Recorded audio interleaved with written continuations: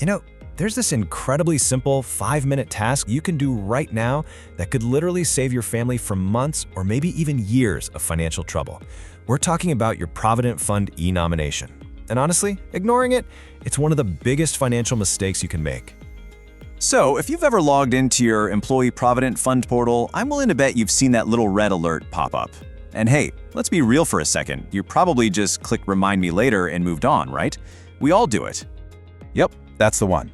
It looks so harmless, just another piece of administrative busywork. But ignoring this one little message, well, it can unleash an absolute bureaucratic nightmare for the people you care about most. So let's really dig into what this is and why it's so critical. All right, so what is the portal actually nagging you about? I'll tell you this much. It's not just a friendly suggestion, it's a really critical instruction for the future of your money. Let's get into it. To put it simply, e-nomination is just you giving an official, legally binding instruction. It says, hey, if I'm not around, this is who gets my Provident Fund, my pension, and my insurance money.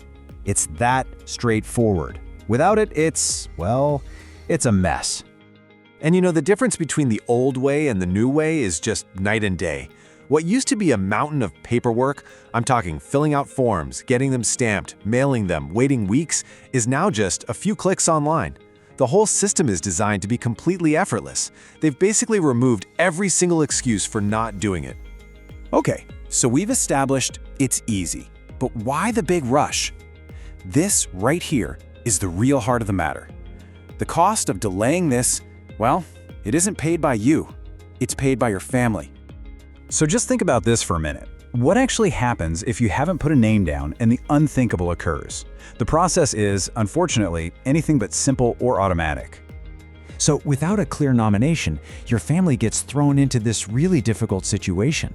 They have to navigate all these complex legal hoops just to prove they're the rightful heirs. This can cause massive delays, a ton of emotional stress, and can even lead to fights within the family over the money. And to top it all off, your own access to online PF services, like making withdrawals, can be completely blocked until you get this done. And this isn't just theory. These are real stories. We've seen cases where families who are already grieving have had to wait almost a full year to get the money that was meant to protect them, all because of one missing digital form.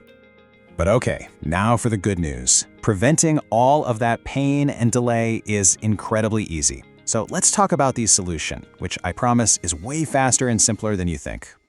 I think this is the most important part. You've got to reframe this in your mind. This isn't just another boring task to check off a to-do list. This is a fundamental act of care. It's about giving yourself peace of mind and giving them real financial security. So, how do you actually do it? The whole thing is laid out right here, and it's super intuitive. You just log in, click Manage, find e-nomination. The first few steps are just filling in some basic info.